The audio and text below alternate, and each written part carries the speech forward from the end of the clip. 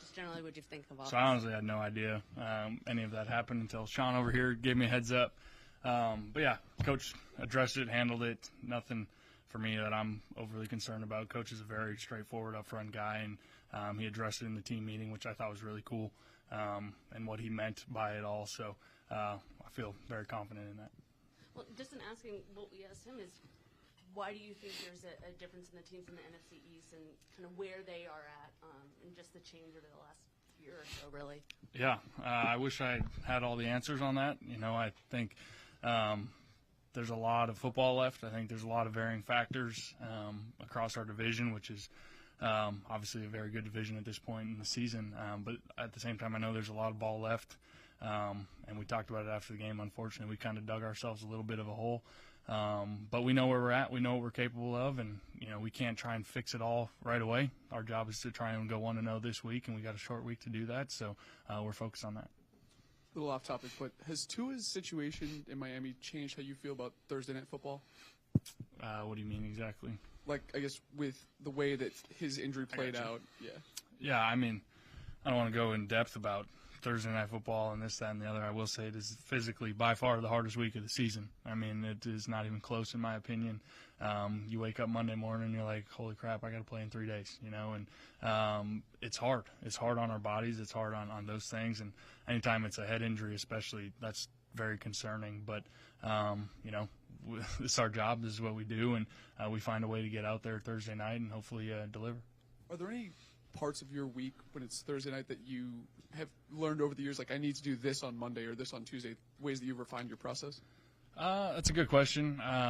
I think I learned very early on you got to just find a way to get out there Thursday, and your recovery is definitely expedited. I mean, everything is, but for me, my recovery Monday and Tuesday is often the same anyway, so it's just kind of a little more expedited on this week. But yeah, it's very, very tough, very challenging. But it's also prime time, and guys get fired up to go play and hopefully put on a good performance. We saw your name on the injury report with a shoulder issue. How's it feeling? And was it on that block during the game or a different hit? No, I actually don't know when, and it feels pretty good. I mean, it was a Monday after a game, so I'm feeling pretty good. And Ron touched on yesterday how quarterbacks need time to be in new systems and mesh with new players, but at 1-4, it doesn't feel like there's a lot of time or patience. So what's it like being in a spot where you have to get used to all these guys in this new team, but also knowing that there's just such a confined window for success? Yeah, it is a small window. You're right. And, I feel very confident in the chemistry and the relationships that have been built and the bond that we have on the field. I think, we've shown and proven some really good things. So I feel very good and confident on that front. I think for us, it's just about consistency. For me, it's about consistency for all of us, and just being able to not just deliver big plays, but how are we, in the rest of the game? How are we sustaining drives? How are we, I know discipline keeps coming up, and communication and some errors that put us back to second and extra long and third and long, and those things that can definitely kill drives. And so those are things that I can do better, I can clean up, and I know we all will. So I feel good about where we're at. We just got to be consistent and hopefully deliver for 4 quarters, not just a couple. Do you feel like those setbacks are happening this year because it's a new situation and there's struggles on the O-line with new guys? And there's always a million reasons, and you can make excuses, and for us, there's none. We got to execute, we got to deliver, and I got to do better, making sure everybody's on the same page with the communication and stuff. And it's a bummer. They've definitely cost us in some big moments, but I look forward to getting those things corrected, and hopefully we're not talking about them the rest of the year. Third downs were a struggle against the Titans. Is there something specific there that you guys try to address this week?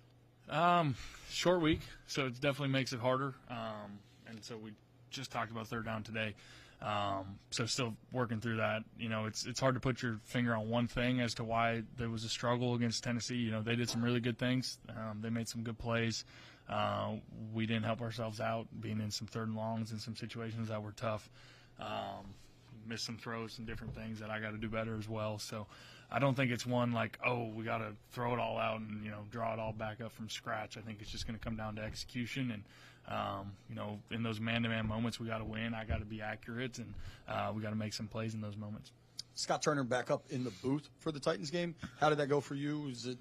You have a preference? It was smooth. It was smooth. I had no issue with it. I thought communication was great. I thought we were flowing pretty well in that style, so I was good with it. Was your shoulder anything you noticed today at all in practice or anything? Like, did it bother you? Feels pretty good. Feels pretty good. I want to ask you more about the block. You got your money's worth when you threw that block there. What did the coaches say about that? We didn't really talk much about it. I was, unfortunately, the guy that I blocked, he got me back at the end of the game on the last play. So that's all I remember more than anything. Sure. Is there anything when you go, I'm sure you broke down the last drive, the clock management, the key things. Was there anything you took away in particular from that you wish you had back or would do differently? I don't think anything major. I know there's a couple here and there, was it worth it or this, that, and the other. But I thought coaches did a good job with clock management, deciding when we're using timeouts, those types of things. I know we had the one on the sideline that was kind of some confusion with the clock was winding still or not. Obviously just wish I could have delivered a little bit differently at the end of the game there on those 3 plays at the 2-yard line. Those are the only ones that kind of haunt me a little bit, but it's time to move on. Sure. We talked to Scott last week about audibles and just, he kind of prefers not to have a lot of that, just go to the line, run it quickly. But I know you checked into some stuff on Sunday that was successful. How are you guys navigating that balance and the amount of control you have there? Yeah, it's definitely a balance, and it's a conversation every week. And, we talk through the looks and what we're expecting and all of those things. And I feel like I have a really good relationship with Coach Turner on that front. So every week's different. Some weeks there's going to be couple here and there. Some weeks there's not going to be many. Some weeks there's going to be more. And so it's fun kind of working together through that stuff. Carson, after the game on Sunday, Coach said that one of the things about the offensive line that's a little frustrating is not having the continuity of the same guys every week. And he said that was kind of a concern, frustration. What do you feel back there, when you're guys that keep coming in, there's a lot of shuffling going on. How does that feel, you being the signal caller back there? Yeah, I feel super confident in those guys. They've done a great job, not just physically, but mentally being locked in, ready to go, knowing the calls, all of those things. I do know it can be tough when you're playing next to somebody and they go out and then you're trying to work together. And bullets are happening fast. Bullets are flying, and I know it's tough on those guys. But at the same time, for me and really everybody else on the offense, we have a ton of confidence because as they go, we go, and we have a ton of confidence in their ability to protect, but also to move the line of scrimmage and change the line of scrimmage in the run game. And I think we're going to keep getting better in that area. Got time for 3 more. Yep. And the other part of Ron's comments the other day that I'm sure you probably haven't heard, he said that we have a guy that's growing in what we're trying to do. I'm just curious, would you agree with that? And in what areas do you think personally you're growing in what, the system is? Yeah, I think anytime you're in a new system, all these things, you're trying to learn, grow, get better every single week, and some weeks are good, some weeks aren't so good, and there's plenty of space in between. And so I try not to overly concern myself with those things other than I come in each week, okay, what did I do poorly? What can I do better?